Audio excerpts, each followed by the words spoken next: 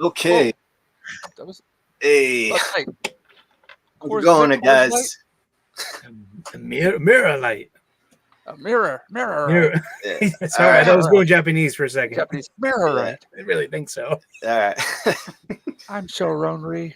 Hi, everyone. Don't rub that in. All right. We are live, guys. Welcome to Geeks Talking Geek, episode 6. Who you calling geek? What?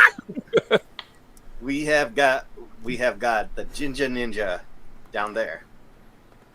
We have got Wakizashi Grey over there. Or over there. We got the professor, and we have got Reverend Sullivan back. Hello, everybody. After his long absence. Me and my Pikachu, and I got an X-ray girl. Look, I got X-ray girl now. She's like one of my producers. She's one of my producers, so hopefully I'll take off like Gary's did. Can we get a black light on that doll, please? I would love to. Does it have to be about color? Can I get a witness?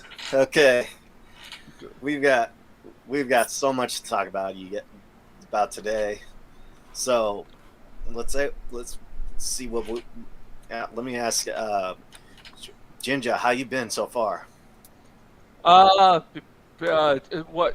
Since the stream started, or in general? No, how have you been in general? Been busy. Been good, but busy. Just trying to meet deadline after deadline after deadline, which is good. That's good. Yeah. Oh, my cats. Yeah, we just had a nice. We were talking about this. We had a nice typhoon come through the way the other day, and actually caused some tornadoes to form in Miyazaki City. And my friend's shop, the front of the shop got torn off. It's crazy. A couple of his employees were in a car too, and the car got flipped over. It's insane. But that kind of stuff, yeah. Luckily, we didn't get any damage our neck of the woods. But yeah, just that and some earthquakes. Had another one last night while I was teaching an online English class, and it just started shaking everywhere. But that's the norm, isn't it, Gray? Gojira is very angry at you. Gojira. He's so ornery. So, Sully, how have you been?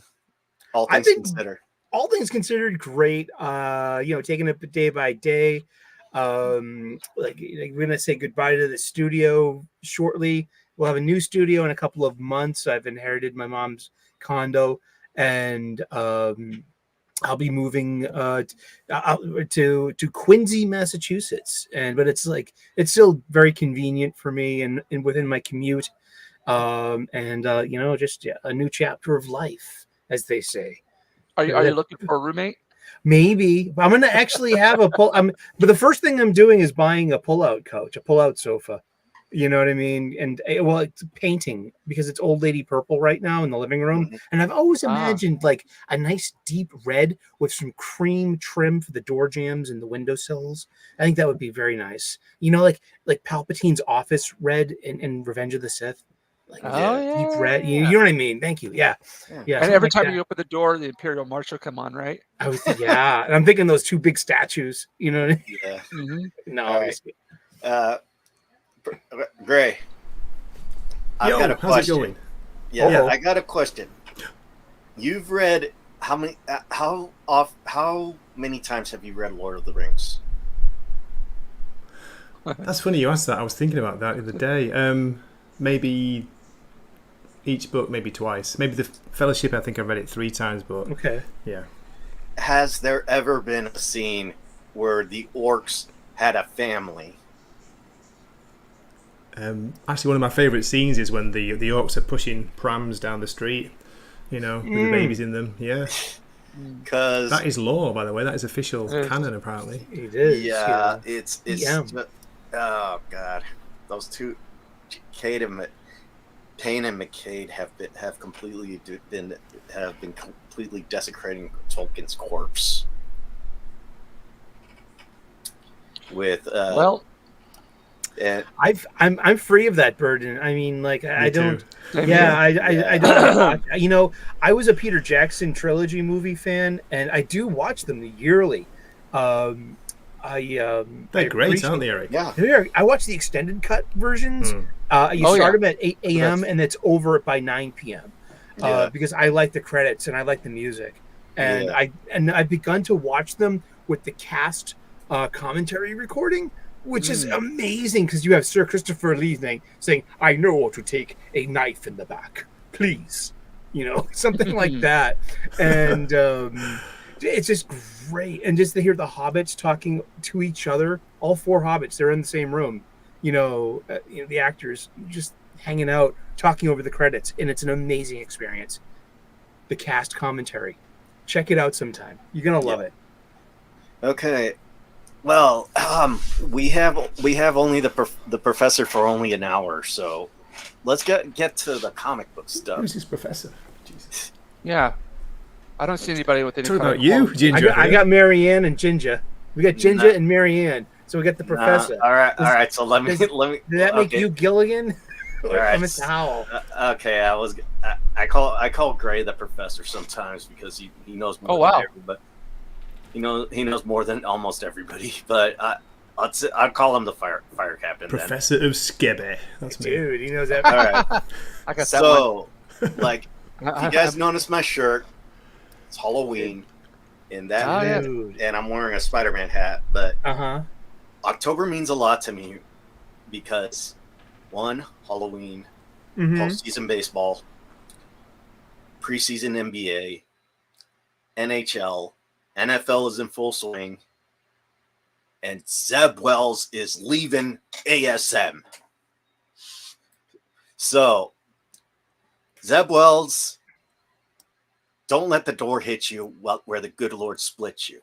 But Joe Kelly has got this Herculean task to fix what Zeb Wells has done, the mess that Zeb Wells has left this state. So we're going to talk about his first arc. It's going to be the 8 Deaths of Spider-Man, and it was released. We got more information on this in Comic-Con. So let me share this. Yeah, so Joe Kelly's taking over. Is it going to be a new issue number 1? No, it's still going to be issue number. Like issue 58, 9, and stuff? Yeah, it's Okay. going to be issue number 61. Okay, So that's cool. This is what we got. This was released in Comic-Con, and it's going to be with Doom. Peter's going to be as Dr. Doom chooses him to take on some demons, and since Dr. Doom is now the Sorcerer Supreme, he chooses Spider-Man to take over some demons, and he's going to give him a new suit, which will give him 8 lives. Is this the Doctor Doom played by Robert Downey Jr.? It could be. Yeah. So this is going to be the new suit that he's going to have. It's going to be with Ed McGuinness, art and with Ed McGuinness, and Joe Kelly's going to be doing it. And Looks a bit like Spawn. That That's what I was going to say. Yeah. That's exactly what I was going to say. I was like, wow, that's Spawn. And Yeah. just for, Awful. James, so you know the way that we won the Blood Hunt mini event that just happened. Doctor Strange had to let Victor Von Doom borrow the Eye of Agamotto and become Sorcerer Supreme, and then Doom reneged on it and kept it. Now Doom is the Sorcerer Supreme of the MCU. yeah, I mean, and, of the Marvel Universe, rather. Yeah. and so Pretty cool. so That's th- status so quo. far this is going. Let me show you the Let me show you what we got in the We got cover art. what we got from the solicitations. Nice. There we go. I love Oh. Spider-Man alternate universe. I love alternate Spidey looks. I'm a big fan of them all. Yeah. There are very few that Yeah, aren't. so pleasing. okay, so the 8 Deaths of Spider-Man begins. The world has changed. Dr. Doom is Sorcerer Supreme, but has no plans to spend his time like his predecessor. Each year, Dr. Strange would use every ounce of his power and experience to save the world from an evil god and his scions. This year, Doctor Doom is delegating this task to Spider-Man. The leader of Latveria has given Spider-Man a new magic-powered suit with eight extra lives, with which to save the world. And true believers, they won't be enough. So, like, one of the things that I brought this up on my video. Mhm. I don't know if anybody saw that, but Well, recap us real quick. well, I've said when in my video I said I wanted to see a lot of things going on, like a lot of changes to happen with the new Joe Kelly run, because Joe Kelly has got this big task to fix the mess that Zeb Wells has done. And like, first I want to see like Spider-Man being his typical self again, not this sad sack he was in the first half, and not this beta male he was in the second half. I want to see characters actually acting like themselves, because, like, let's face it, MJ was a bitch in the first half, and she still has some bitchy qualities that's been going on. And Dude, when you're like, that hot, you can be a little bitchy. You know, yeah, I know and this. I've seen it in person. and third It's real. third thing I wanted to see done was Really? supporting cast members being brought back to the forefront, because that's one of the things that Zeb Wells did. And I'm kind of reminded by the Ed O'Neill run at the, I think it was the Ed O'Neill run, who was this big guy in Batman. He basically, his work inspired Batman the Animated Series, but he was a terrible ASM writer, and he only focused on villains and problems of the week, but he never focused on, like, he didn't have, like, bring the secondary characters to the forefront like the past writers did. Or I think it was Ed O'Reilly or Ed O'Neill. Yeah, Ed O'Neill is Al Bundy. Yeah. Yeah. Okay. Robert. It was so. I will say one thing. The premise sounds like it's just been done over at DC Comics.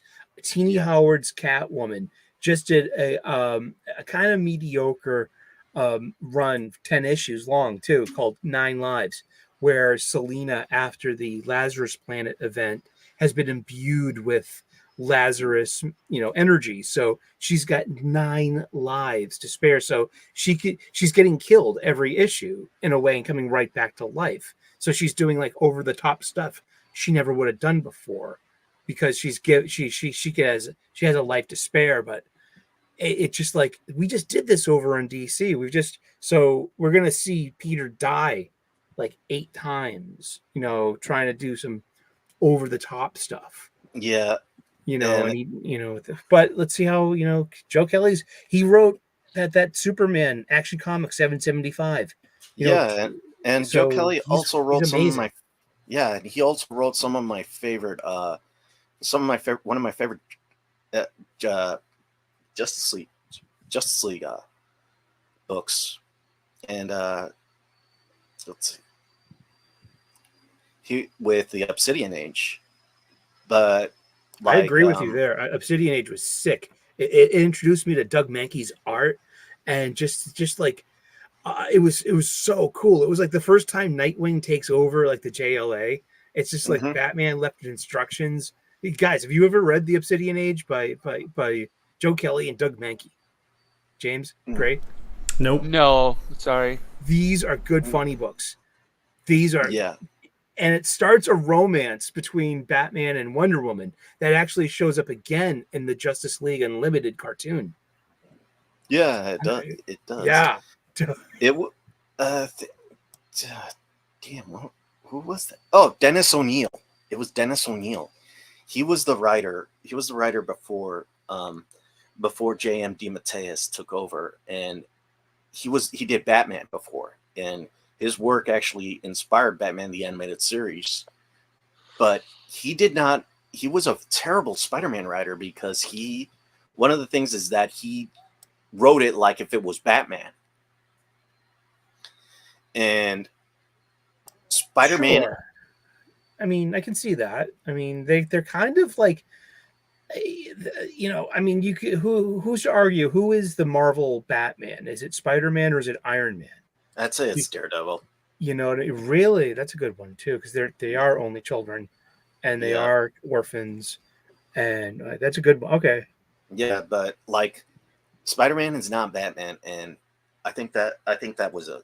But anyways, I wanted to see more side characters brought to the forefront because he only brought in superheroes, and while a superhero team up is fine, it doesn't have it. Where are the side characters? Where's Aunt May? Where's J. Jonah Jameson? I mean, I could count on the top of my hand how many issues they were in. Well, we've seen a lot of Robbie Robertson, and what's the son's name again? Rodney.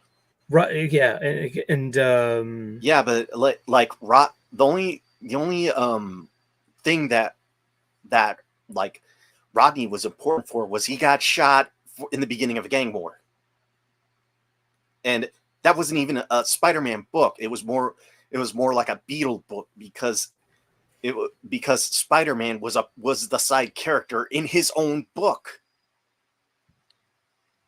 and like.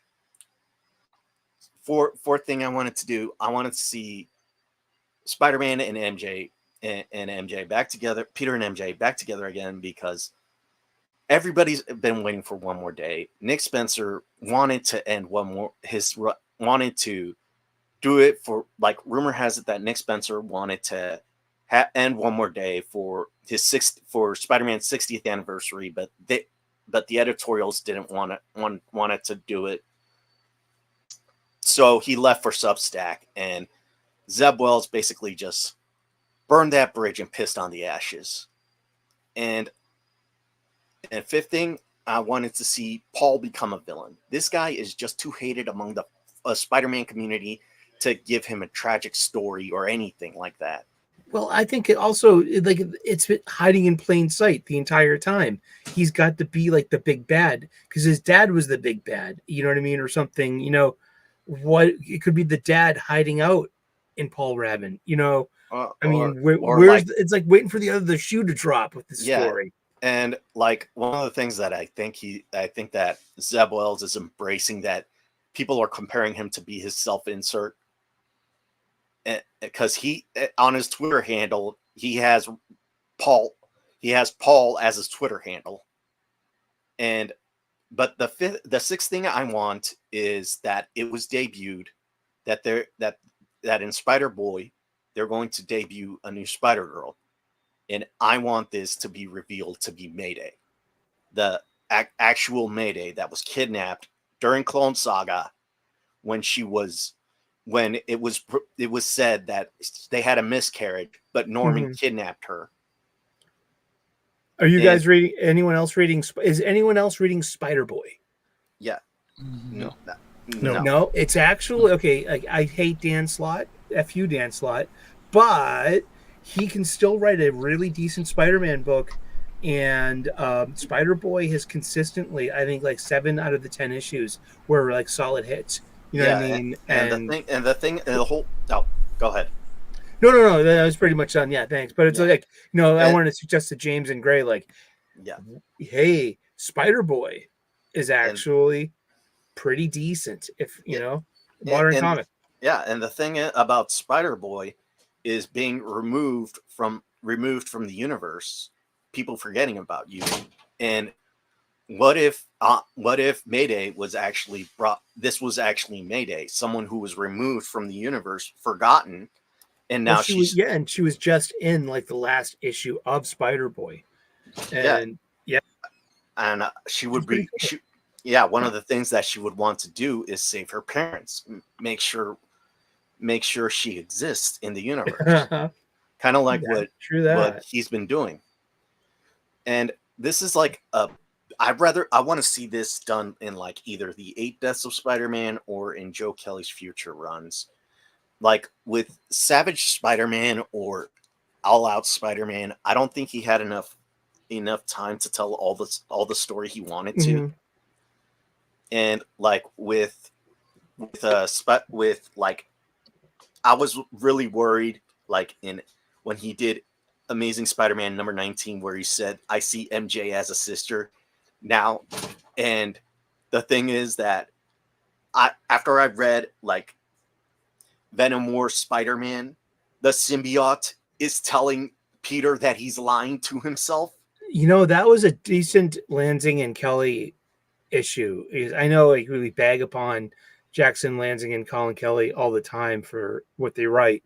Venom War Spider-Man was really half decent. Yeah, I don't like the modern kind of yeah, Peter's Venom suit. yeah. I don't care for that.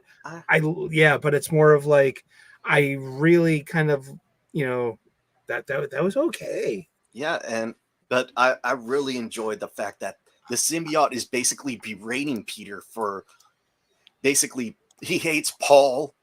He's acknowledging, like, you know what I mean? The symbiote knows Peter's thoughts and and can voice them, especially to us, the reader.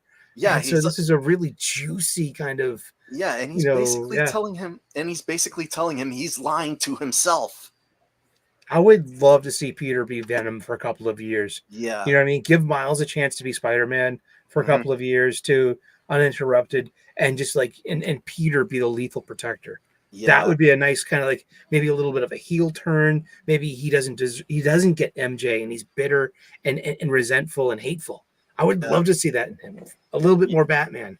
Okay, but like this is like with Joe Kelly, he actually like with what's going on, he actually acknowledged they've been, it looks like they're starting to like clean up the mess. Like they're starting to clean up the mess that Zeb Wells has left behind.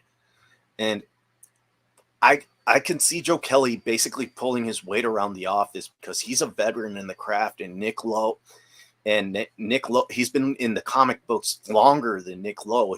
His portfolio is stacked.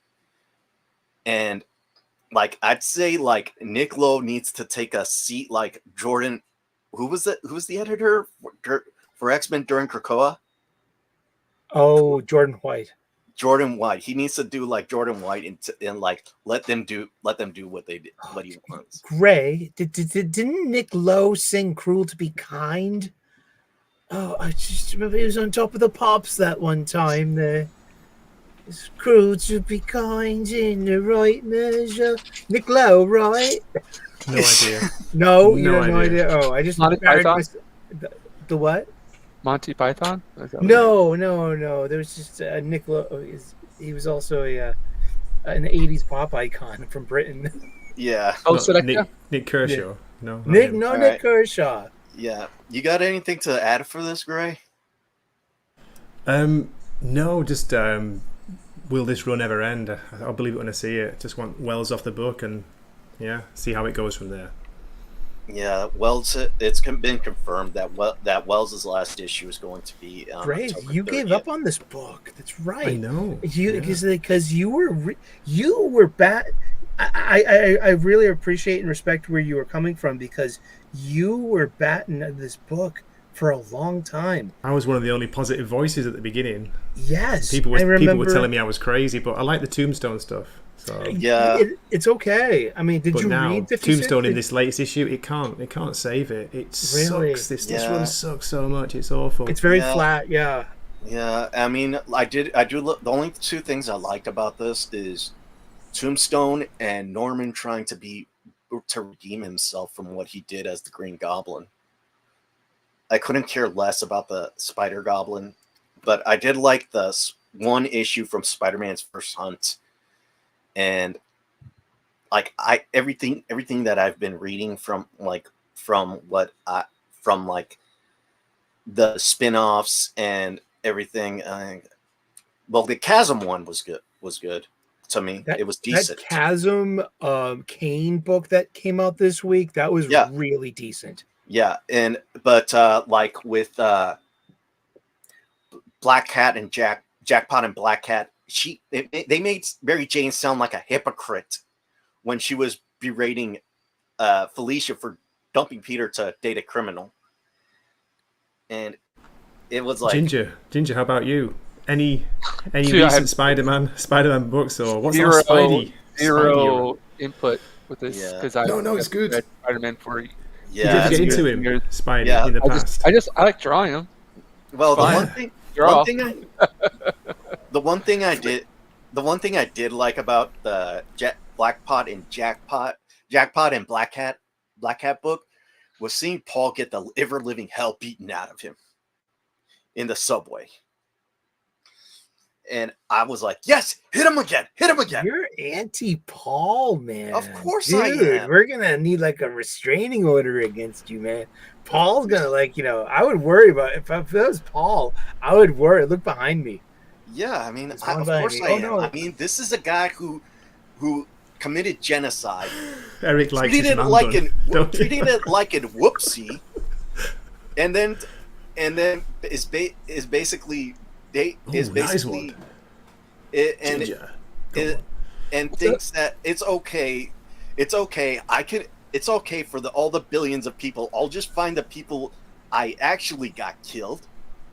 I'll just find the people that I actually accidentally got killed and give them money.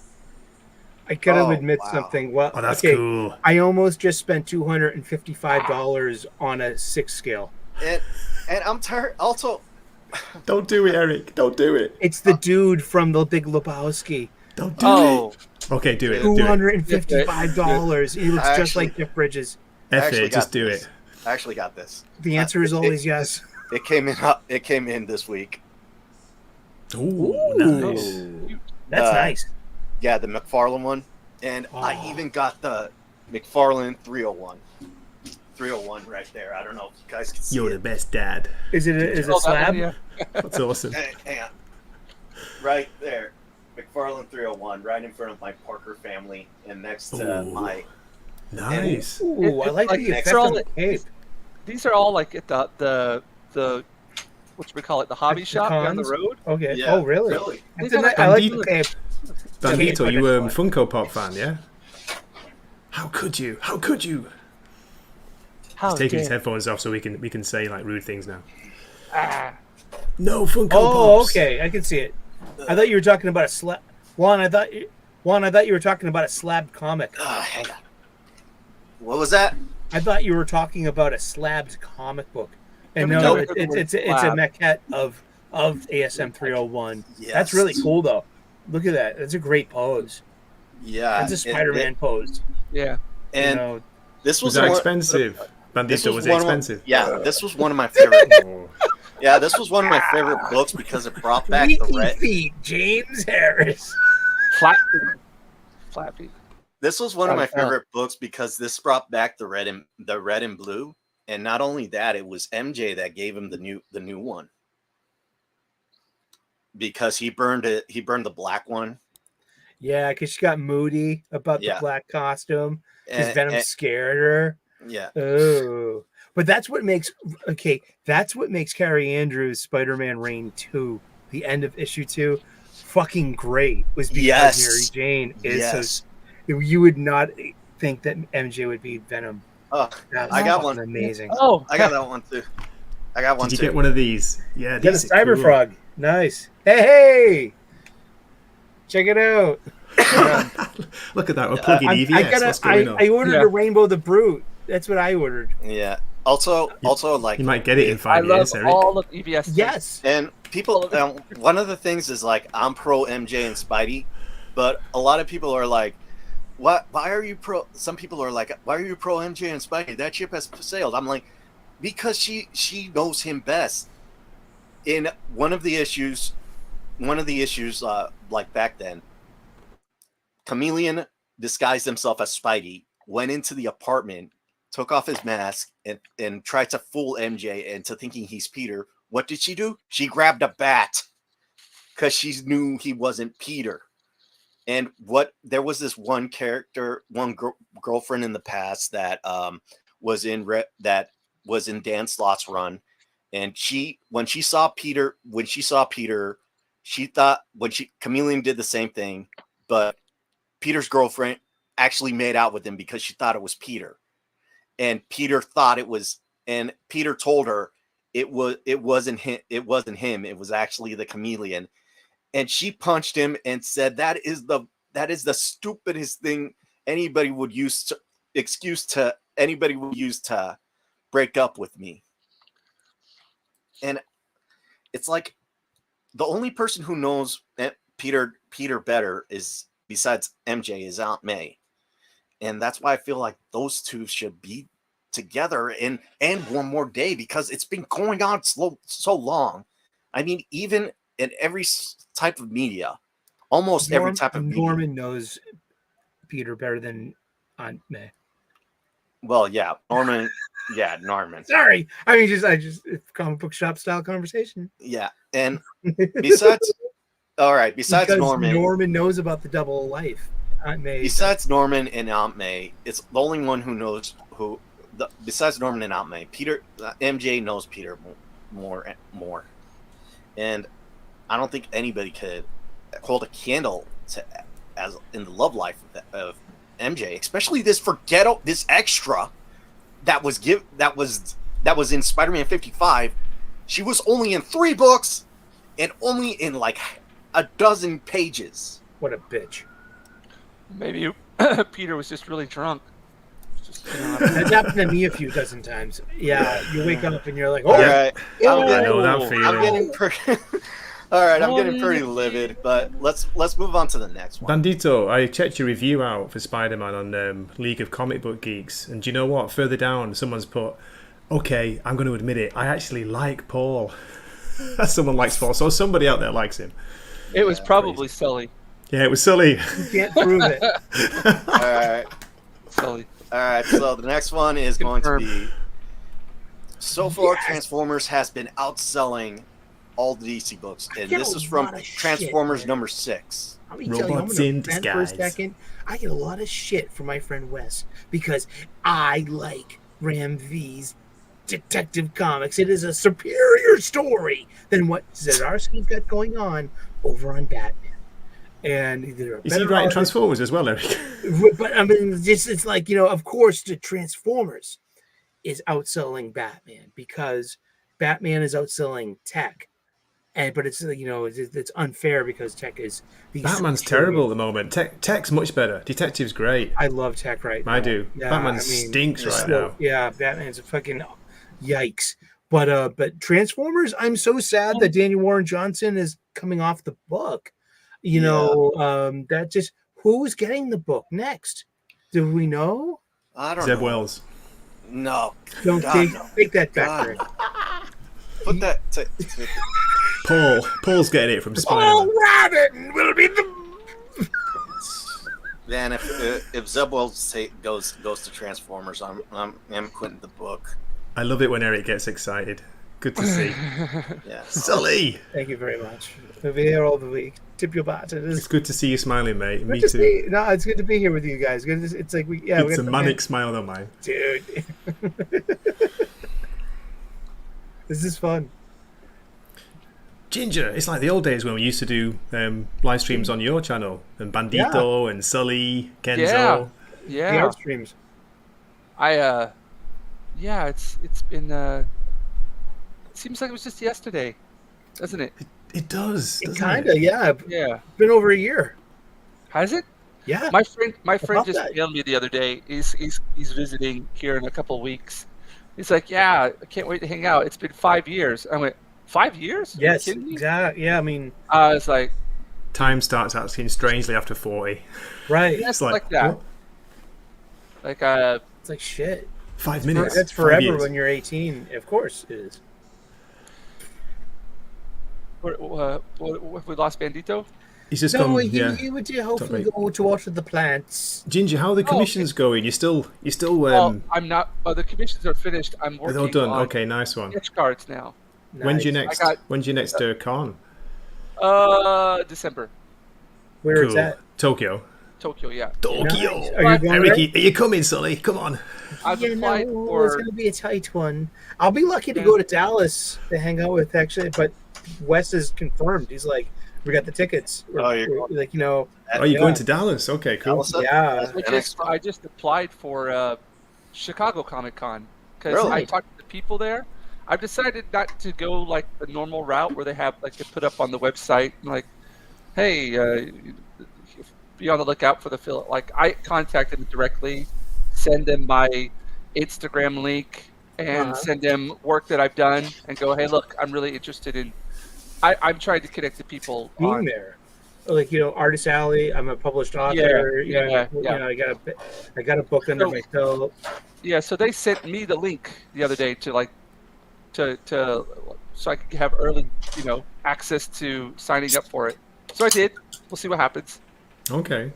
Good luck. Fingers crossed. Chicago You Comic always Con. stay on my couch. Like, if, like, you know, I'll have a brand new pull-out couch soon. Yeah, and Yeah. so Awesome, dude. And, you All know, right, if you're so- going to Boston, you know. Yeah, stop Bandito, talking. are you still enjoying Transformers, by the way? Because I feel like Yeah, it's gone a little I bit. It's love gone a it. little bit off recently. well, I love Kinda. I still like. Well, the Repeat, story repeat. the story might be a little off, but I still love the action. I mean, Oh the yeah, the action is great. the action they have is kind of the thing is like something I would expect from a WWE match. I mean, Yeah. It's great. Yeah, it is like that. Like, Jorge Corona's art is Freaking- syncing up totally nicely with, like, what Yeah. Warren Johnson was putting down. Transformers got wrestling. He's got Hey, that, did like, you that see- wrestling aspect to it. Yes. did you see like in issue 10, Soundwave or what? I think it's Shockwave. Mhm. Basically, pile drive Optimus Prime, and I was like, "Holy shit!" Let me tell you something. My favorite story beat so far in this Daniel Warren Johnson Transformers book has been Soundwave's love of his dog, Ravage. He's constantly trying because Ravage got hurt, and he's despondent, and he Yeah. wants to fix Ravage. And he always frames it as my Ravage, and I can hear his cartoon voice in You old softy, you Sully. every voice bubble, every word balloon. Yeah, Oh, and yeah. like It's this fun, latest issue, it shows Ultra Magnus with PCP or post traumatic PTS. PSTD. PSTD. I'm gonna get me some PSTD. PTSD. What are you I'm talking gonna about? PTSD. sweat it out. I'm gonna With freak it out. after he I'm saw I had it. after he saw like the Constructicons. Post-traumatic Spider-Man disorder. Wow. Zeb Wells, blame you. Yeah. Hey, do you know what? Skybound republished a facsimile of Yeah, issue 1984 1. Transformers #1 this Yeah, week. I got that. I Did you almost get it? got it, Nice. but I'm going to invest in the hardcover compilation. That's because they did a 4-volume GI Joe, a Real American Hero bundle. I paid almost $400 for it with shipping and handling and everything. Came to $396. Good grief. But it was beautiful, dude. All 155 issues of GI Joe, a Real American Hero, published at Marvel.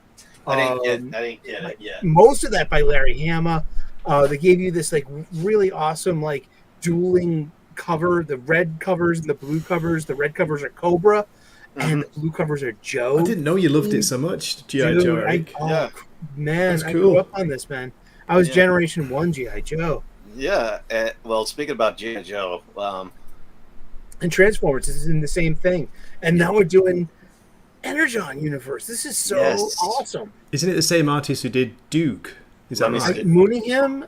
Was that Mooningham? No. Was it Tom Riley? But that No, was I'm not sure Riley. now. Yeah, you're right. It's I'm not Riley. sure. Let's have a look. let me Tom pull, Riley. let me yeah. pull up the screen. It's Josh Williamson and Tom Riley.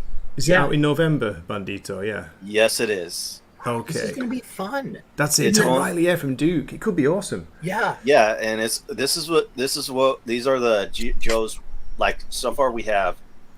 It's really weird seeing Baroness as a Whoa. Joe. Yes, They're of pretty course. cool. Come on, Ginger, she's what do you a reckon? Legion. She's gonna Destro. betray us in a fucking heartbeat. And look, Mercer is on the other side, because he's still a Crimson Guard. He hasn't left the Crimson Guard. You have to become a Joe and one of Yes. Sergeant Slaughter's. You know what I mean? So we got the twins, we got Mercer, we got Cobra Commander.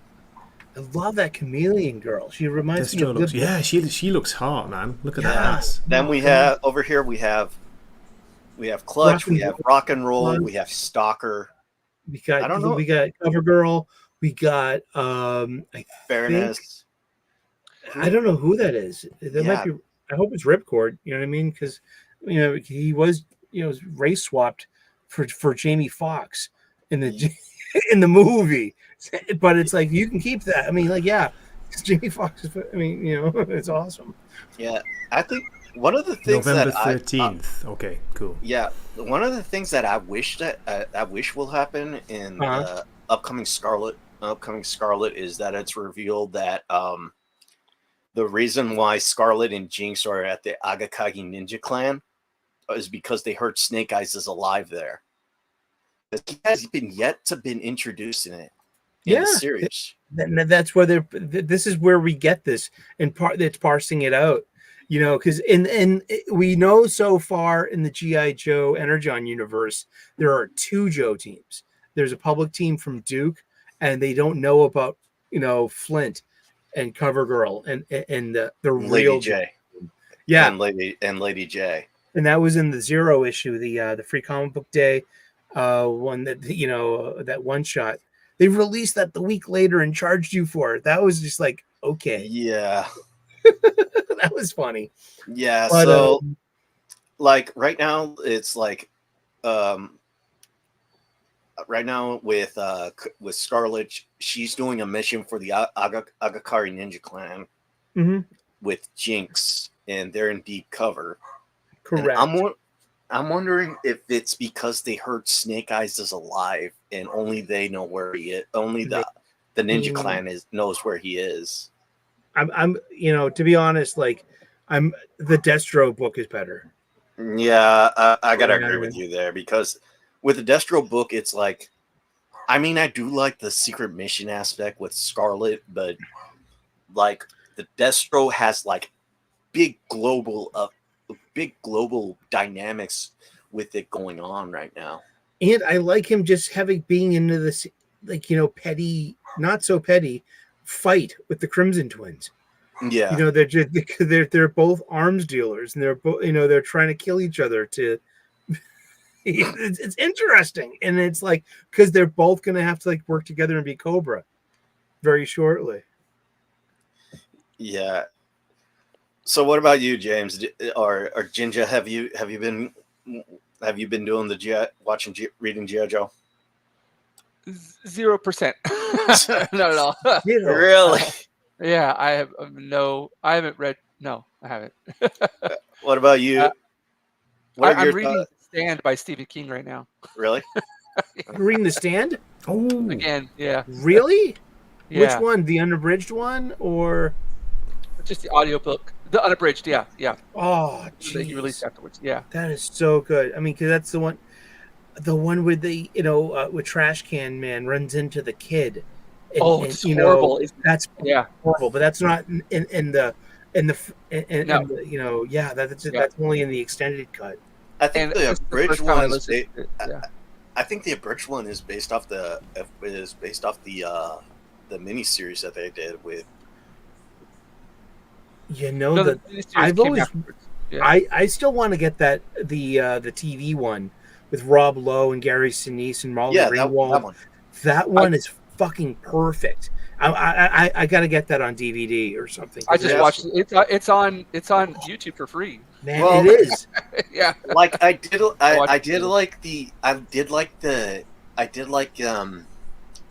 Randall. I did like the Randall Flagg. Yeah. Randall Flagg. No, yeah. I did like the miniseries of The Stand, but like, what's his name? And no one talks about the newer one with Ezra Miller as Trash Can. Yeah. You know what I mean? That was a movie, or is that was a miniseries on a network? I think it was a miniseries as well. But yeah. No one. Who was the guy from Inner Space? Dennis Quaid. Gary Sinise? No. Sorry, Dennis Quaid. Yeah. No, not Dennis. Martin Short. No, no. What was that? What was that one movie about where they go through black holes and stuff? Interstellar. Interstellar. Yeah, that one. Who was the guy?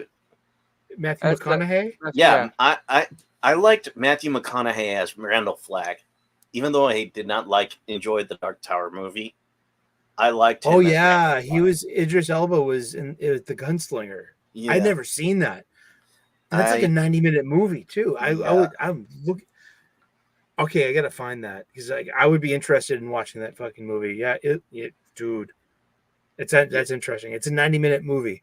Would you guys recommend reading The Dark Tower? Because I was gonna get into it, but I bailed on book 3. Okay. I'm reading right now. I'm listening to audiobooks while I'm at work, and mainly they're the Warhammer. I'm listening to the Warhammer books and I'm mainly listening to the Warhammer books, which are either the 40,000 or the Warhammer Fantasy. And I'm enjoying the ones that are basically off Caiaphas Cain or Godric and Felix. Because it's not all grim with them. It's not all grim dark. There's some comedy thrown in it with everything going on. But but I want to say one thing though, real quick about Stephen King. James, if you're on a Stephen King kick, I mean, please, if you have not read Under the Dome, I haven't, or 11/22/63 yet, those are fucking really good Stephen King books. It gave me some, Under the Dome. It got adapted into a 3-season CBS show that completely fucking failed. It's like it's like Under the Dome is such an interesting, great Stephen King book. He reverts the form because he this book was published probably about 15 years ago or so, because he has a lot of empty area in the early 21st century in his body of work. He's mainly known for his 80s and 90s stuff, his 70s, 80s, and 90s stuff. He reverts to form, and he's got a really good, solid story. Under the Dome and 11/22/63, which is it's a time travel book, and it's about creating paradox, and it's about consequence of paradox. Would you have stopped the Kennedy assassination on November 22nd, 1963? And what would have happened? Wow. And it's got a great ending. I mean, he lands this book. I've read it 4 times. It's that good. Awesome. Dude. Oh, cool. Yeah, I love I love his writing. Yeah. Whenever I was younger, I read a bunch of his stuff. Yeah. But, did you know he made it? Did you know he made Did you know he made it like a meta sequel to Pet Sematary? Did he? The Girl Who Loved Tom Gordon. Oh, really? That was a short story. I remember that. It's because in this one, it's actually the girl who's being chased. It turns out it's the Wendigo from Pet Sematary. Oh. Wendigo was a character in X-Men too, right? Yeah. I mean, Wendigo is is fighting Hulk in Incredible Hulk 180, where we have Green show up right at the last page to be followed up in 181 with his kind of first appearance. Hey, what did you guys think about the Deadpool Wolverine movie? Oh, I haven't seen it yet. I loved it. You haven't seen it? No, I was waiting for some friends to come through, to be like, hey, let's go see the movie. You know what I mean? But I'll end up seeing it in a few weeks. I loved it. I mean, I loved it. It's like typical, like it's kind of like a buddy cop movie to me.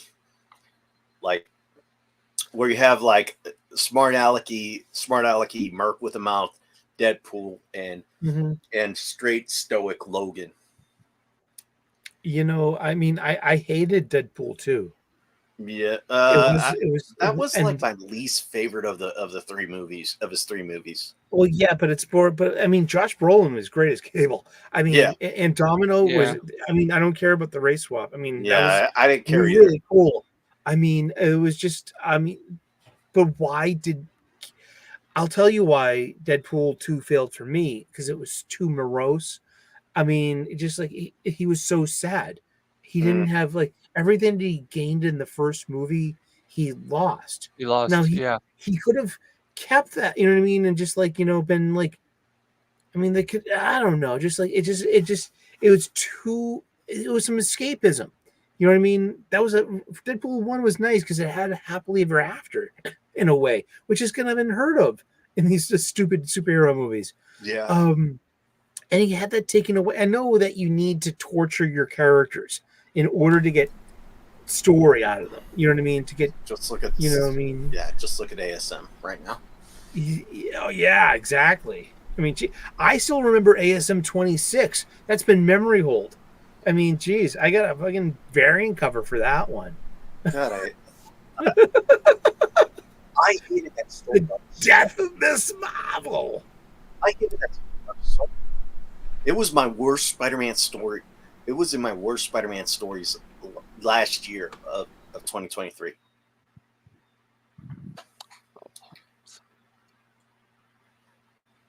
But you're on mute, Sully. I know. All right, so let's. Well, we still have Gray here. Gray Hello, hair. love. Hello, Yeah. love. Let's look at the J.M. DeMatteis' new Kickstarter has reached its goal. Let me pull it Now, up. how many books did he put out? 4? Like 4 issues, number 2? Was that it or something? Like DeMatteis is who's going to get his own omnibus for Spectacular Spider-Man, which I'm going to get. It's going to come out later this year. He's done a Kickstarter for his own version of superheroes, and it's already reached its goal. Right here. Let me finish. This goddamn computer. All right, so it's got four heroes.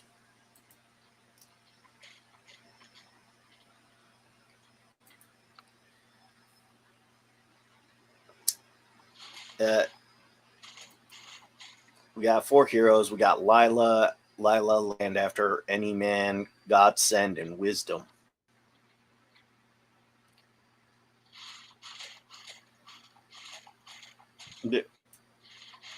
Okay. Don't chime in all at once. Huh? Oh. This is the first I've heard about it. I didn't know. Yeah, I've never heard about this. Didn't know, but he was doing a Kickstarter. Yeah, this is actually his second Kickstarter he's done. So, like, let me play the video he has. Yeah.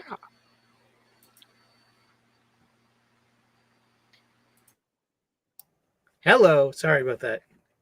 Had to pee. Pay. Pay. Jam. Okay, but for Jam, he's still getting major frigging Marvel contract. He's doing, you know what I mean? He just did like, that it was actually really good. That Spider-Man with the Shadow of the Goblin 4-issue mini that just came out recently.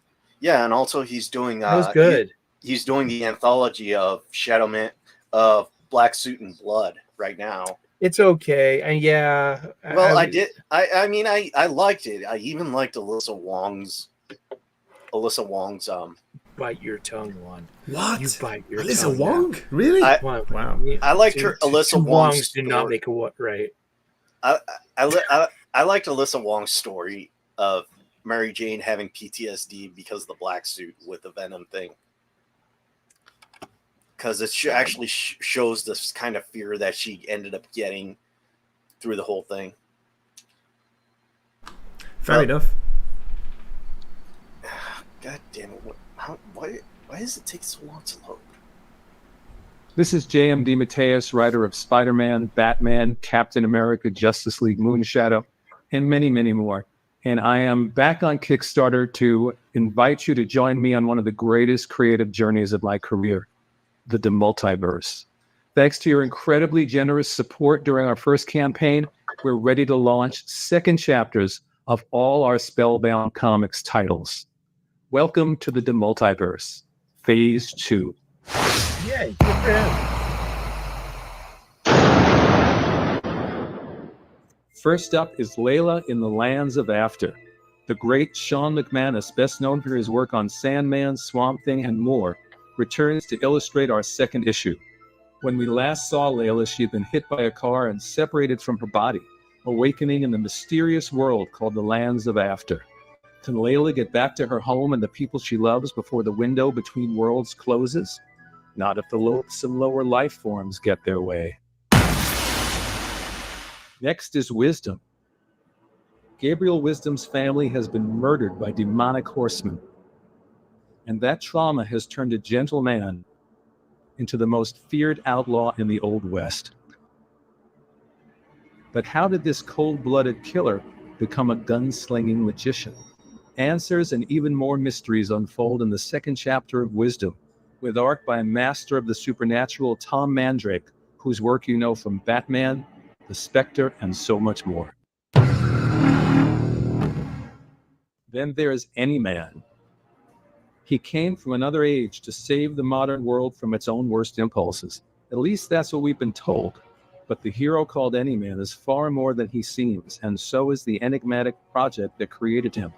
And Any Man's insane doppelganger, who's leaving a trail of destruction across the planet, just might hold the key. Marvel and DC superstar artist David Baldeon, known for his work on X-Factor, Spider-Man, and others, returns for the second chapter of our unique superhero saga. Then there's Godsend. In our first issue, Eric Small was shocked to discover that he and Earth's mysterious savior, Godsend, were one and the same. But who is Godsend? For that matter, who are Thea, Nimbus, and the spiteful cosmic entity called the World? Reality isn't what it seems, personal identity is up for grabs, and the gods walk among us in Godsend number 2. And I'm excited to announce we've got a new artist for our second chapter. Joining the DeMultiverse for the first time is fan favorite artist of Deadpool, Captain America, and many others, Scott Koblish. And there's more. In our first campaign, our supporters were so excited about our bonus book, The Edward Gloom Mysteries, that we'll be continuing this dark fantasy series as well. Join Edward, his undead lover Alice, and his entire team of supernatural investigators as Amsterdam City faces an invasion of monsters unleashed by Edward's creator, Serena Fahrenheit, with art by my Augustuan partner, the extraordinary Vasilis Gonzalez. As we did with the first campaign, we're going to be offering all 4 DeMultiverse titles as single comic books and in a collected trade paperback. Edward Gloom will, again, only be offered as a standalone single issue. The single issues will be available in 2 versions, the main cover drawn by the series artist and a variant cover drawn by some of the biggest and best talent in the industry. The first time around, we had such luminaries as Kevin Maguire, J.H. Williams III, Dustin Yen, and Kent Williams. This time, we've got Marguerite Sauvage, Patch Zurcher, Matthew Dow Smith, and co-creator of Amazon's The Boys, Derek Robertson. Our trade paperback will once again collect all 4 issues, all 8 covers, and feature bonus material, as well as a new introduction by industry legend and longtime Spider-Man editor, Danny Fingeroth. Oh, and we also have an all-new painted cover by DeMultiverse Volume 1 cover artist and 2024 Eisner-nominated artist, Liam Sharp. 5 books, 5 genres, 5 new adventures. So please, won't you join us on this incredible journey? The success of the DeMultiverse depends on our supporters. We literally couldn't do it without you. Thank you so much. Good night, Mom.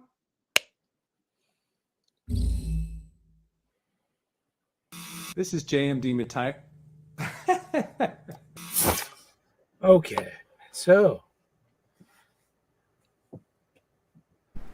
Hey, welcome, Amber Lewis and Weird Science Comics. Jim, how you doing, Jim?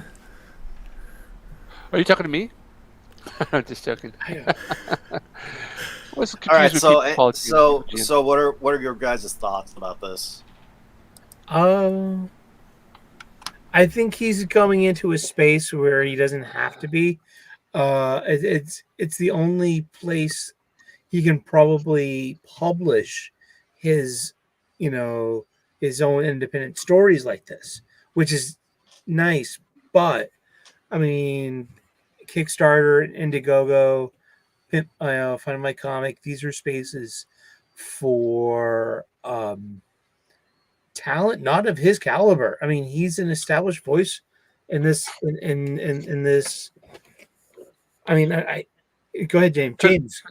Well, I would have to say that Brandon Sanderson, Yeah. the author who did Mistborn, whatchamacallit, The Way of the Key, what's it called? Oh my gosh.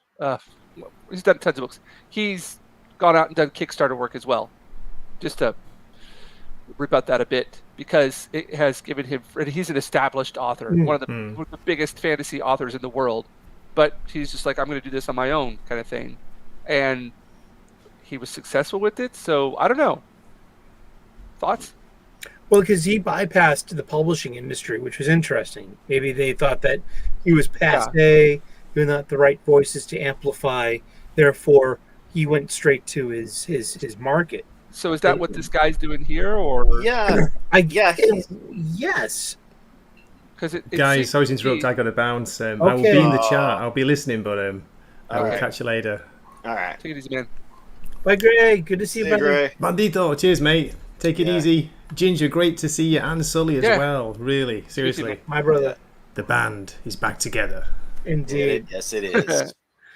Slip inside the eye of your mind. Yeah, it almost seems like whenever I'm watching this, I know this sounds bad or whatever, but it's almost like I don't want him. It's almost like watching actors and actresses go out there and speak. Don't speak, just like seeing them on Twitter or something. You know what I mean? Right. They've got like a certain kind of they're using a godliness to them, mysterious kind of quality to them, that when you start going out and like, okay, here's my product, I want you to buy it. It's like, well, Todd McFarlane does it all the time, so I guess I'm kind of contradicting myself. But it obviously worked for him, because this is phase 2, and the first one actually did, and it's already went past its pledge. So it looks like it's going to be in development. So I mean, is this the way that a lot of creators are going to have to do this now, even the big guys? Probably, because Substack was a bust, and you had some of the best Marvel and some of the best Marvel and the best DC writers going on to Substack, and they even made big announcements to it. But some of these comic books were dead on arrival, but other ones actually thrived. And I'm okay with things like bombing. You have to have stuff that bombs before you can. Yeah, and not everything's going to be a gem. And some, but it's like Rook Exodus and some other comic books were picked up by Image, so they could be published outside of a Substack. And I'm hoping Substack was like this weird kind of sacrifice at the altar of publishing. Yeah. I mean, publishing is changing. This is we always talk about our comic books. We always talk about the stories and our characters. But one thing we neglect to kind of consider is the publication industry itself. I mean, just magazines. I mean, Rolling Stone magazine is not publishing a physical copy anymore. Whatever we feel about their content recently or not, that's one thing. But they cease publication of being a serialized print publication, and that's it's very interesting. Is that a harbinger of our hobby?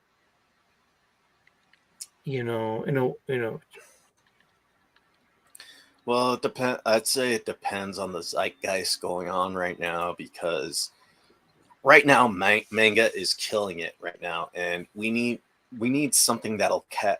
If we want to keep up with manga, we need something that'll catch like readers, and have them like come come come and support comic books like they do with manga. I mean, right now, Peach Momoko. I know you don't like her as I much. love Peach. Yeah, Dude, well, I fucking love Peach's Yeah. art. yeah, Her and art is great. I've her- met her in person several Right. times. She's just and a, she's love doing the, her. she's doing Ultimate X-Men like if it was a manga. Yeah, but like a shoujo manga. I mean, Yeah. all the men characters are in a negative light. I mean, I'm not making this up. This is just This is- empirically like reporting back to you this book. I mean, Yeah. that's not fair. I hate this book. It makes me feel bad. Oh, now I feel doubly bad because I love Peach. I gave this a chance. I want to see her succeed, but this is just what a man, this story Yeah. just makes me sad. Yeah, well, we do see like people who would usually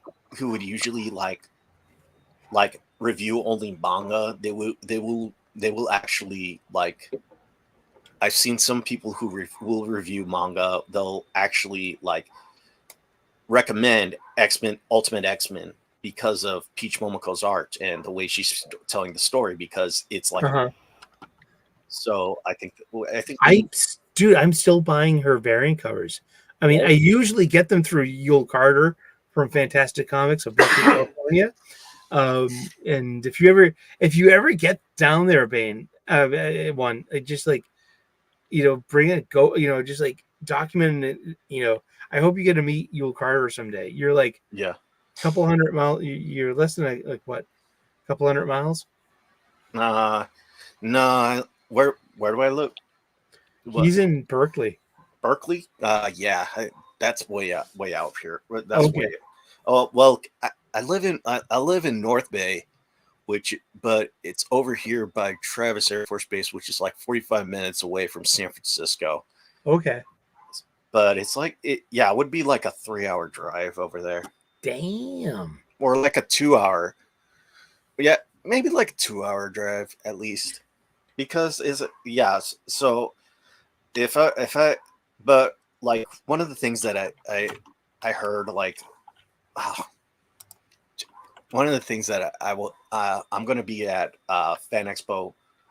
I'm going to be at Fan Expo San Francisco, and there are some people who I really want to meet. I met like one of the people who I met last year was Art Adams. Oh, no way. Yes, I did. Yeah. I even got his autograph. No way. Yes, That's a and I got one of his original This is Spider-Man. amazing. Oh man. I even got one of his original arts. Let me see if I can find it. 1 second. you got original art from him? He's like a god. Wow. So who are some names, Sully, whenever you see their artwork pop up, you're like, yes, that's one of the goats. I'll be honest with you. In a more modern context, I've been watching. I follow Nick Klein on Twitter, and he's been, retweeting his agent who's selling his original art, and he draws so much hand drawn onomatopoeia and great line art. I want to buy a page from one of his modern Hulk books, and that's going to cost a couple of grand. But I'm going to put it under glass in a frame and put it on my wall. That's what Nick Klein is amazing. I'm looking at it right now. Check out some of his he's done Ghost Rider, but he's doing a lot of recent stuff with Philip Kennedy Johnson on the most recent Hulk book. Let me see. I love stuff. So what we got here, Juan? We got Sinister Six. We got Sinister Six Spider-Man by Art Adams. Oh wow! We got. Is that a? We've got. Is that a copy of it? No, it's actually a poster. A poster he did for Fan Expo San Francisco. Okay. How much did that go for? Well, that cost me like $20, $25. Oh, okay. All right. And I got actually the poster cost me $20. His signature cost me $5. Well, that's all. Oh, that's nice. Yeah, Dude, Michael Golden wanted $30. really? Yeah. And I I'm like, met this guy who wanted $90 for his signature, and he did The Walking Dead. He was doing like art for Walking Dead and Marvel Zombies. Tony You Allred, wanted I know Charlie him. Allred, I know him. or He came to Tokyo. What's his Tony, name? is it Tony what? He did art for Walking Dead and Marvel Zombies and like big Was he like kind of an older guy? yeah. Yeah, he came to Okinawa Comic Con and Tokyo Comic Con. He wanted Or $90 for his signature.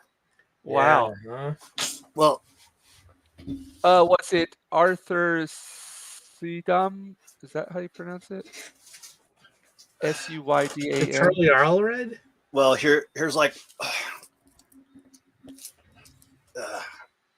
here's like the signatures I got so far. I go to cons a lot. Like I got the guy who did the Simpsons comic books right here. That's cool. I got the voice of Lady DeMatteis from Resident Evil 8. I got the guy who did Logan's face? yeah, I got the guy who did the inking in Wolverine. Oh, cool. I got the artist who did the Superboy comic books. Oh, I got- wow. Tom Grummett? Yeah. That's fucking great. I can see Grummett's art. Yeah, I can see his Yeah. hand. Yeah, I can see his hand. I can I see love that. That was a good book. I got Savage Dragon's creator right here. Eric Larson. Yep, Eric Larson. I got Savage Dragon's a fun book. I've been reading that over the past couple of months. It is completely over the top satire. It is not meant to be taken seriously. I mean, if you're offended by this book, then you get offended by anything. all right. I mean, seriously. Right down here, Art Adams. Nice. So I was actually excited, but that like I looked like Jeremy Adams was going to be at Fan Expo, and they updated it, and it looks like Jeremy Adams it looks like he can't make it, but like Joshua Williamson was going to be there, but he canceled. That's bad. Huh? Yeah. Which Comic Con did you go to? I went to Tuesday? Fan Expo San Francisco. Is that the Oh, okay. Yeah, it's coming up in November or at the end of that's cool. November. No, which one did Yeah. you say you saw? The Walking Dead guy charging $90? Yeah, I saw him it was last year's Fan Expo. Oh, San Francisco. Yeah, and he was Where is it? Like as in a facility?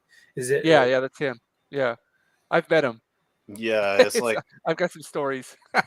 that guy. That guy's nice and everything, but he wanted $90 for his signature. I'm like, no way. He Is it Charlie Allred or is it like? He told his story at Okinawa Comic Con about what happened to him when he was a kid. Mhm. He was in a really bad fire, and a ton of his body was burnt, and they gave him his chance of living like close to 0%. And somehow or another, he fought through it, survived, and when he was in bed recovering for like I want to say like a couple of years, he started reading comics, and that's how he got into doing his whole into his art career. But it's Tony funny, Moore? No, this is Arthur Suidam, the guy that really? Yeah, Yeah. The Walking Dead and Zombies. Marvel artist. Zombies. Yeah, he was at Okinawa Comic Con, and he came up to Tokyo after that last year. And then it was funny because there was a bunch of the artists. There was another artist next to him who's worked on a ton of stuff, and I'm sure you know who it is. I'm horrible with names; I forget names all the time. But let me look it up real quick. Tokyo Comic Con 2023. Actually, no, Okinawa Comic Con would be better because he wasn't listed on there. It was funny. There was a bunch of huge, big-name people who came to Okinawa Comic Con, and they didn't even know Tokyo Comic Con existed. Like, well, not existed. They didn't even know what was going on at that time. And when they were finished with Okinawa, the the same people work for Tokyo Comic Con. They're like, well, why don't you just come up to Tokyo? It's like, why didn't you guys ask them from the get-go? That makes zero sense whatsoever. But oh well. Okay, well, just it was funny because some of the artists stayed together in an Airbnb, and this Walking Dead Arthur guy, apparently him and another one didn't get along at all. So every day I heard about this crap when they come in. It's funny because my booth was really close to them, and they would just like one of the guys who was really like very, very like outgoing, very talkative guy. Uh-huh. He was a character. He'd just come over to me. He's like, "What freaking guy?" That's crazy stuff. Oh well, the drama. Yeah. The drama.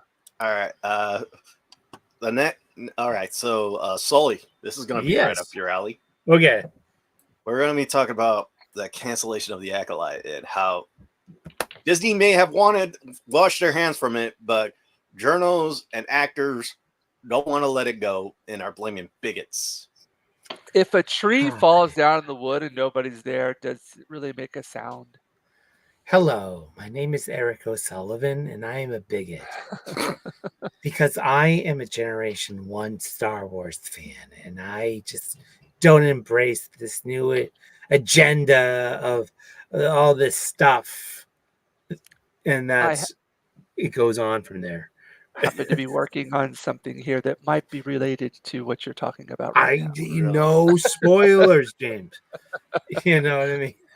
But seriously, I mean, I've watched every spoiler heavy, noteworthy. I mean, like, the entire show has been like every story beat has been spoiled. And it usually was on, like, what was it, like Monday or Tuesday? Like, it was only 8 episodes, yet you couldn't be on social media and follow our spheres of pop culture and not be spoiled. And I want to say, like, I love Manny Jacinto. I was a big fan of The Good Place. That is like one of the last huge, really good network sitcoms. It was only 3 seasons long. Ted Danson is so good in that. And so is but I mean, Manny Jacinto he plays Gilligan. He's this noodle of nonsense. And then to see him mature and grow into something like the role of Khmer on this show is pretty meaty. It was pretty good. I liked every lightsaber fight in this show. I mean, why not? I loved the whole Daido Shoto of his, like, he had it hidden in the base of his deception is the way of the Sith. Of course, those Jedi were not prepared to fight an opponent equal to themselves or greater. Seriously, and people are like, "Oh, look at these Jedi getting knocked over like leaves in the wind." Of course they did. Because they are jaded. They don't. It's been too peaceful for too long. There are a lot of things to like, but then comes the obvious. Sorry, it's not that great. Yeah. Until they can go make a story that goes beyond what happened in the post Disney trilogy. Right. Zero interest. You're just going into the past, making up stuff. This is Disney era prequel trilogy. Yeah. High Republic. This is like the end of the High Republic. This is there are things that happen 100 years. Marvel Comics, High Republic comics are now saying 100 years before the Acolyte. So it gives the reader a fair chance to grasp on to the timeline and the canon, And it looks like basically Disney, Disney is basically washing their hands of it. They even took the Acolyte merchandise from their store. They had merch. They did. They were they're going to have some Black Label action figures and stuff. Black Series rather. Well, I mean, I do commend it though. I mean, they had this robust cast. Like this, they kill the everyone off in episode 4 at the end of Act 2, and then you have like seriously only a couple of episodes left for Denouement and just in the setup, but it's like you kill off all the young characters. It was like there's just I don't know. Well, It might not have been completely as bad as reported. Well, I completely blame the writing because if anything, the writing was terrible. Uh-huh. Like, you're supposed to make the Jedi look like bad guys, but instead they are killing these witches in self-defense. That's not being a bad guy. Yeah, it was a gig gone wrong, man. Yeah. It was a cover-up, a murder mystery. That's actually what it was billed as. Yeah, And it was like, yeah, something went sideways. yeah, and on it's a like, mission. yeah, it's like the witches attacked first. The Jedi were forced to fight back, even though they didn't want to. What happened to what happens to a Jedi when you have attachments? Calamity happens. You know what I mean? That's against the Jedi code. You had what's his name? The I don't want to call him like Squid Game dude because everyone else he's Squid Game dude. Yeah, I mean, you know what I mean. Yeah, he's Squid Game dude.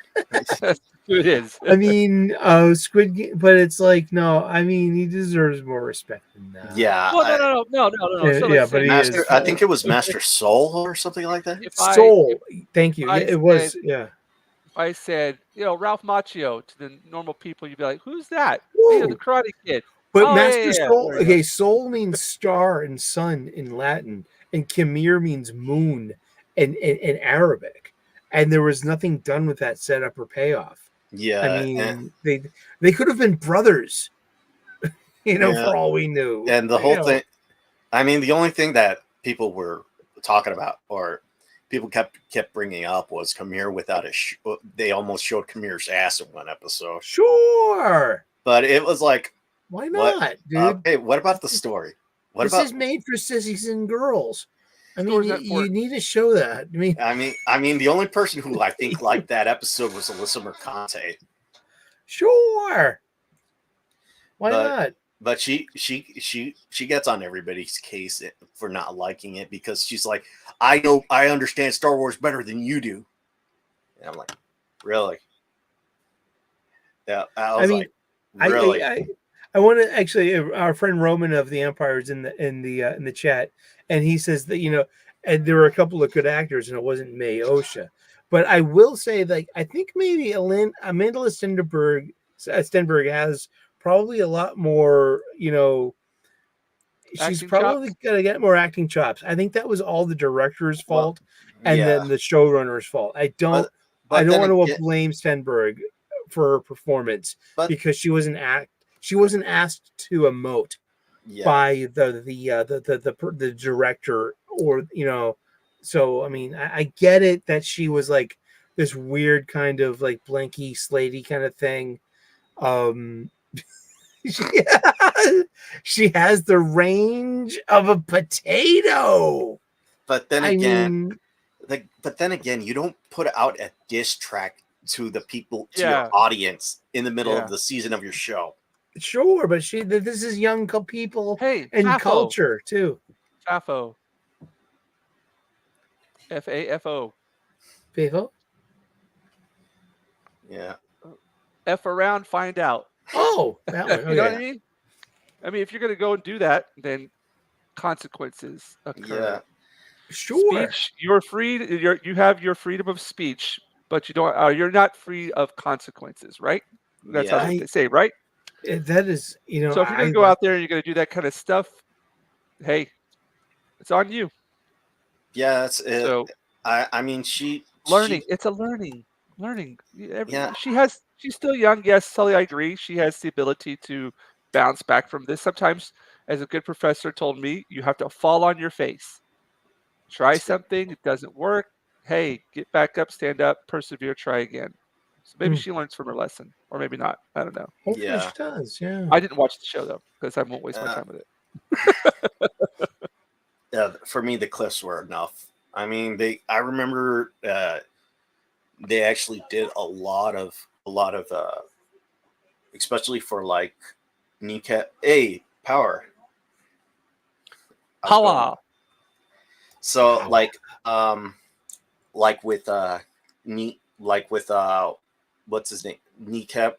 There's this guy called Kneecap Technology or Bad Knee Technology. He actually worked for Lucasfilm for a while, and he was talking about how it was working in Skywalker Ranch and how it was great working there. But he said he left after George sold the company and everything started changing, and he couldn't even sit through like the whole witch chanting part.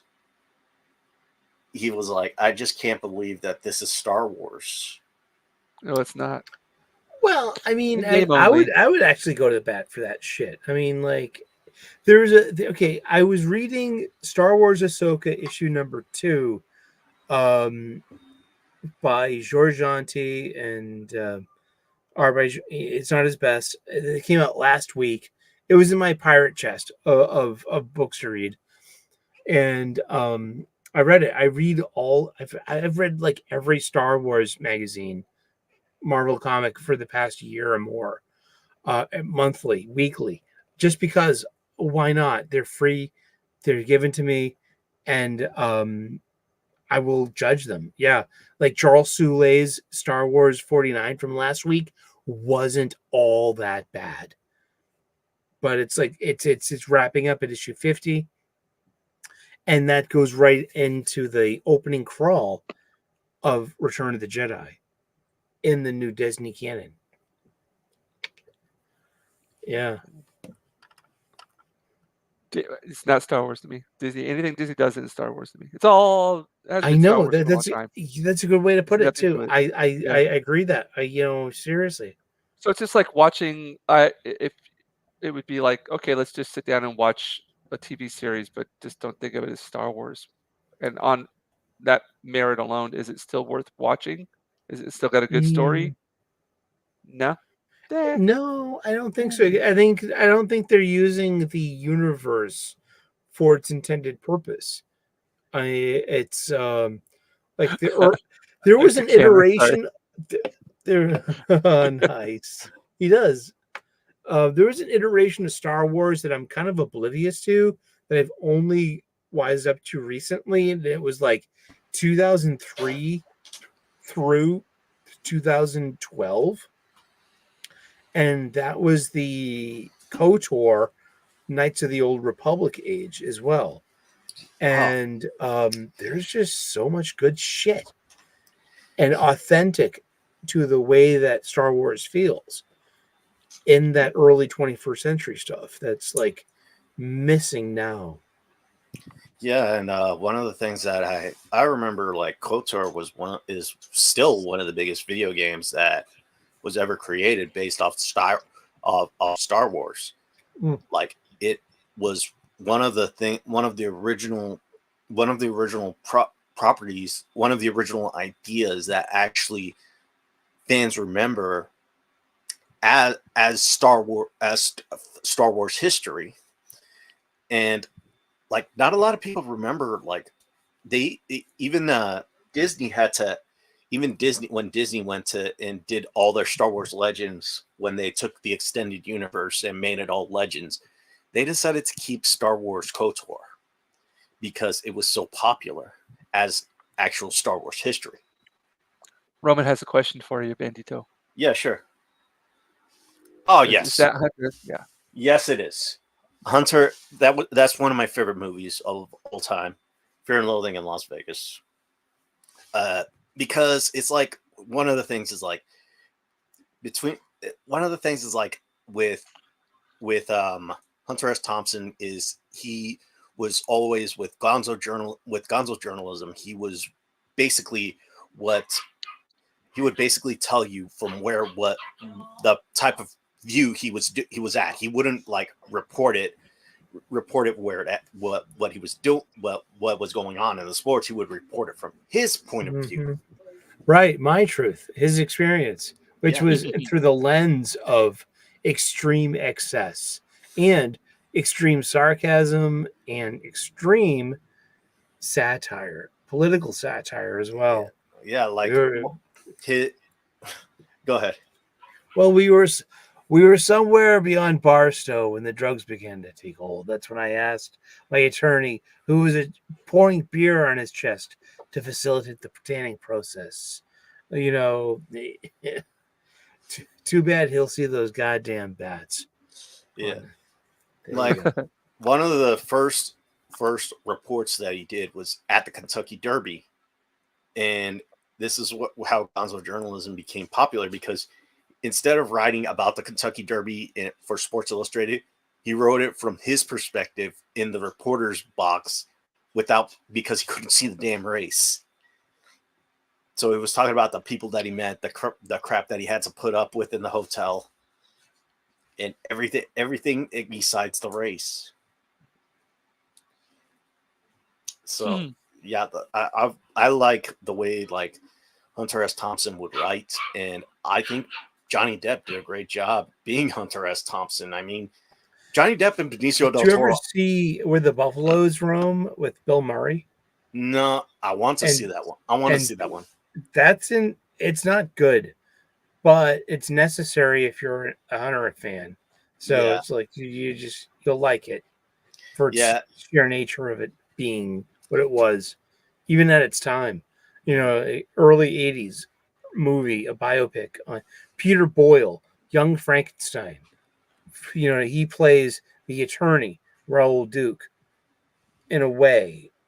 You know what I mean? It's another, but it's like a pure version of this. It's like, and then you have Bill Murray playing Hunter S. Thompson, which is kind of crazy too. Yeah, and one of the things that I liked about one of the things that I liked about Fear and Loathing was the dedication that those two put into their works. I mean, they were known as heartthrobs back then, but they actually made themselves look ugly for the movie. I'm like, right, monstering. Yeah, Johnny Depp. They had to become monsters. Yeah, Johnny Depp actually lost some weight and shaved his head to make it look bald. And Benicio del Toro, he befriended Hunter S. Thompson as well. Yeah. I mean, he gave his eulogy. Mm-hmm. And Benicio del Toro actually gained weight and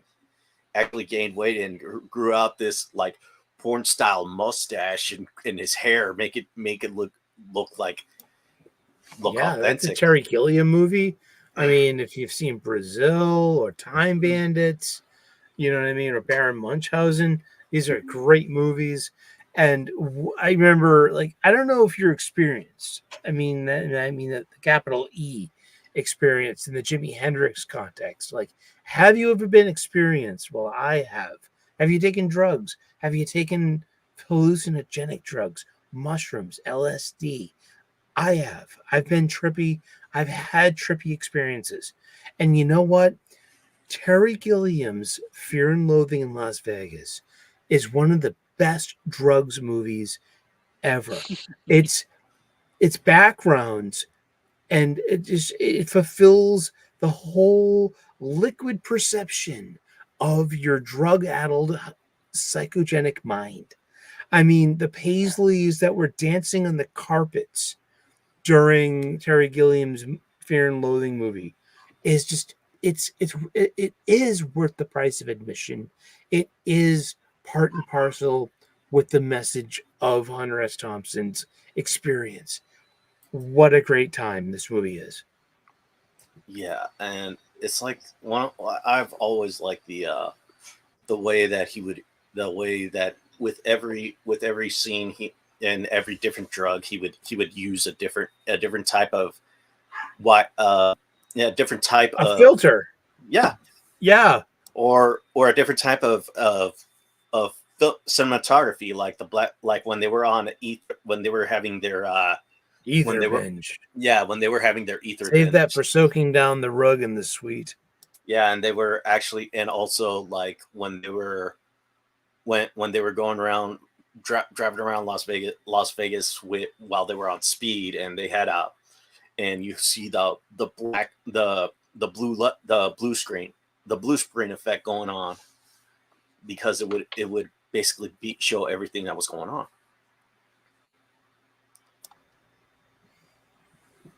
Indeed. Have you ever seen Dead Man with Johnny Depp? Yes. No. Jim Jarmusch. That Yeah. movie's amazing. Yes. Yeah. Yeah, I feel left out now. It's a Well, Western movie. It was made in the mid 1990s. Jim Yeah. Jarmusch also did another. He's a fascinating filmmaker. He did one called Ghost Dog Way of the Samurai.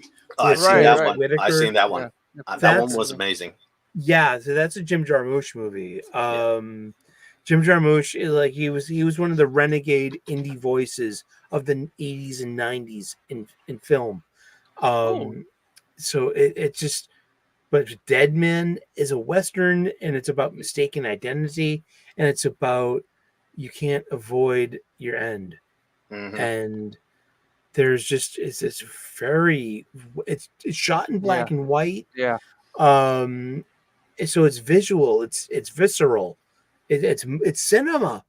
I mean, it's yeah. So if you're into that shit, one, I mean, Yeah. just I haven't seen Yeah. it for a long time, but I remember it, like watching that movie and going, "Ooh, wow, wow, yeah." yeah. It's been a while. I'm gonna have to pick that up and start watching it again. It's a good one. Great explanation there, by the way, Sully. Thank you. I mean, Johnny Depp 30 years ago. I mean, it was an art film. Literally, it had no budget, it had no potential, but it's a cult classic 30 years later. People Yeah. talk of that in awe. Yeah, I was so amazed when people are like, "Oh, Johnny Depp! I can't believe great!" Like they watched Pirates of the Caribbean. Sorry, which one? Pirates of the Caribbean, yeah. Caribbean, yeah. And they're like, "Oh, he's such an amazing actor. Where has he been all this time?" It's like, what are you talking about? I've been there since like day one. I was there Yeah, at 21 Jump Street, Jump Street, yeah. and the first Nightmare on Elm Street movie introducing Johnny Depp. It Yeah. says so right in the credits, and he gets eaten up by the mattress. He's at the Yep. TV Yep. on his lap. Dude, that's fucking sick. Yeah. Yeah. Blood just comes out of the bed. Yeah. You know how they did that? How they did that shot?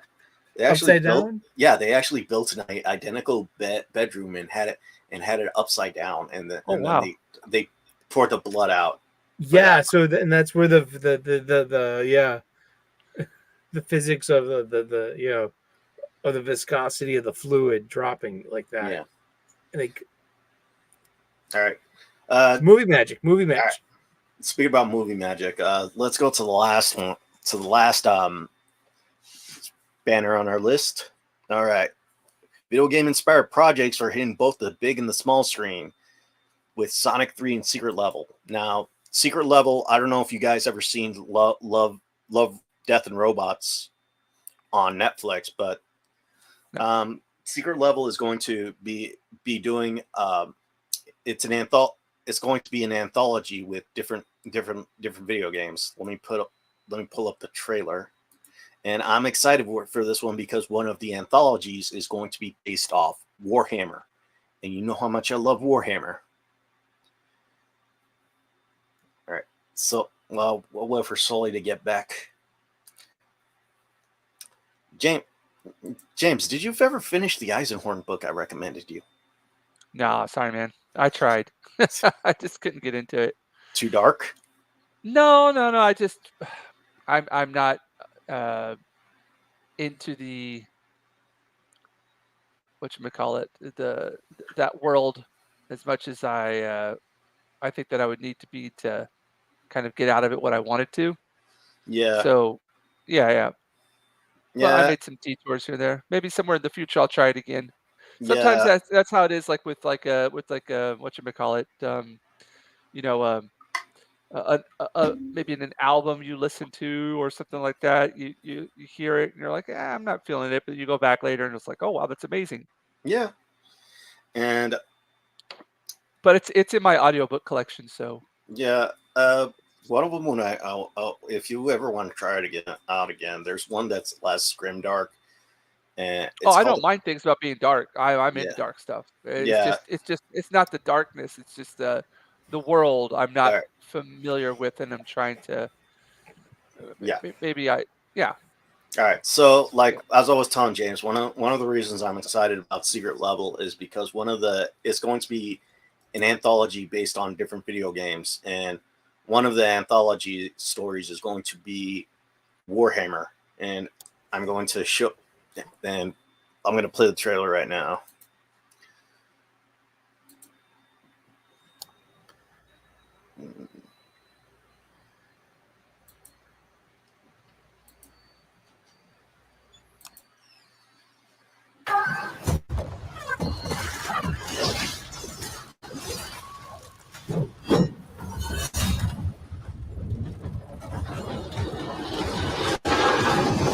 It's time. This world has waited for your arrival.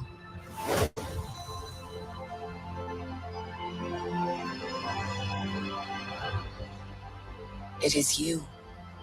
You will open the door. Because you are the chosen.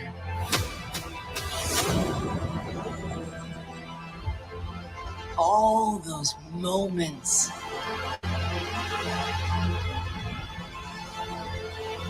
It's a new adventure.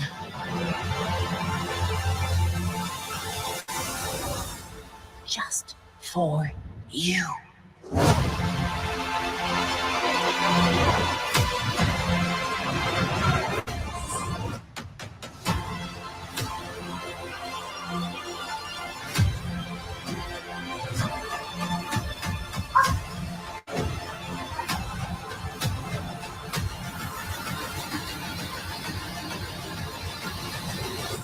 Come in. You have a game to play.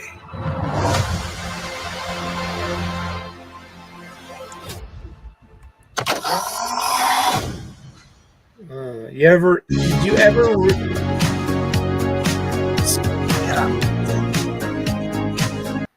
We need that little cat bobbing its head. yeah. Yeah. Did you read Ready Player One? Yes, I did. I actually saw the movie. You read it? The book is so much better. No. The book The book is is so a much billion better. times better. Yeah, Yeah. brilliant. Yep. I'll have to get it on The audiobook. the movie is no. Actually, to be honest, Ready Player One, when it comes to nerd culture, geek culture, it's literally a gatekeeper's guide. Yes. Yes, thank you, James. 1000%. Yep. Yes, Yep. because And it's about the you movie need to didn't- know all this shit in order to be Yeah. cool enough to get into Movie- this club, The and that's movie didn't fine. transcend that at all. Really, I Yeah. didn't. That's a Spielberg movie. Yeah. I mean, no. The didn't book, interest the book me. went way so much more into that. Like the movie was kind of like surface level with it. It's like, oh, look at all these cool characters. Oh, I remember that. I remember that. I remember that. But Yeah. the book goes into why those are important, why you need to know about those, and everything. And you can't convey that in a movie. Right. Yeah. It's just so difficult to It's do all that. show But don't tell, and it's just show. read the book. Read the book. Yeah. Because it goes into a lot of the reasoning why he was doing this as well. Yeah. The reason that he was gatekeeping things and not just gatekeeping, but it was kind of a warning to people. Mhm. You know what I mean? Yeah. It was a good book. It was a good Yeah. book. I'd read it again. All right. Speaking about movies, I wanted to show you guys the Sonic 3 trailer. Have any of you guys seen it? Yes, my daughter's a huge Sonic No. fan, so we watched it. I put it I up on the played the big screen, shit we watched out it. of Sonic on Sega Genesis. Yeah. Sonic 1. I didn't play 2 or 3. I played Sonic 1 and I beat the game because it was either that or it was NHL 93 or Madden 93. So Yeah. I used to have a Sega Genesis when I was a kid, and Sonic 2 was my first game that I got on there. Yeah, man. So I played a Yeah. shitload of Sonic. Yeah, I really so enjoyed the first movie. I've watched it several times. Dude, I got a copy of Sonic the Hedgehog for my iPod, yeah, and it played as a game on my iPod. I bought it from the Apple store for like less than $10, and it was the entire 32-bit game. I remember it was 32-bit, right? It was 16 or 20, Yeah. 32. it was 16-bit. Yeah, it was everything. It was the rings, the sounds. You know what I mean? The sounds, yes. Yeah, Dude, it was everything. the sounds are so iconic. So Sully hasn't seen it, so let's bring it up. Sonic, you finally found your family. Try to keep up. And I know it hasn't always been easy, but you didn't change who you are in here. Yeah, in my lungs. Or your heart.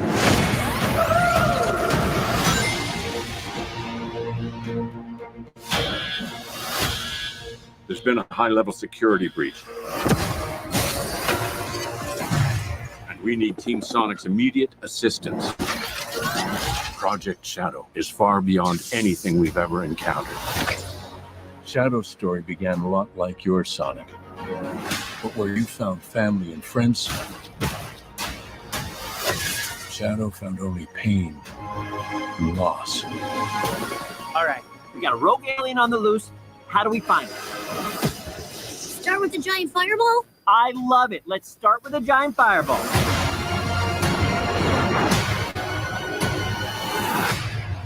He is much more impressive than the hedgehog I fought previously. Dude, I'm standing right here. You're a colorful bunch. We don't want to fight you. Actually, Sonic, I would like to fight. No, no!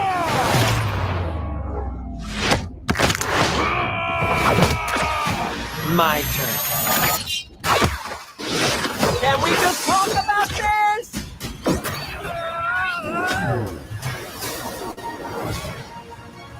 He's too powerful.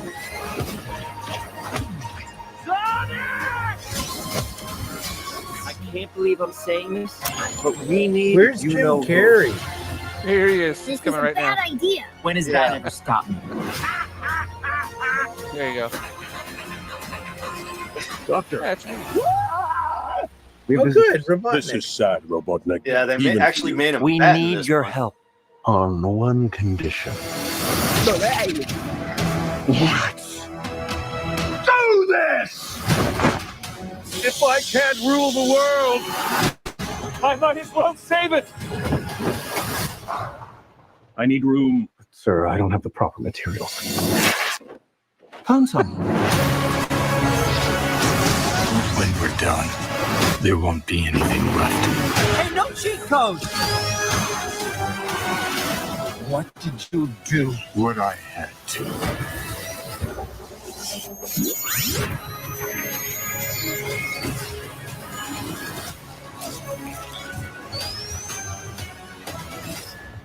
Welcome home, my boy. It's impossible. Is it? It couldn't be. Couldn't it? Are you? In the saggy flesh.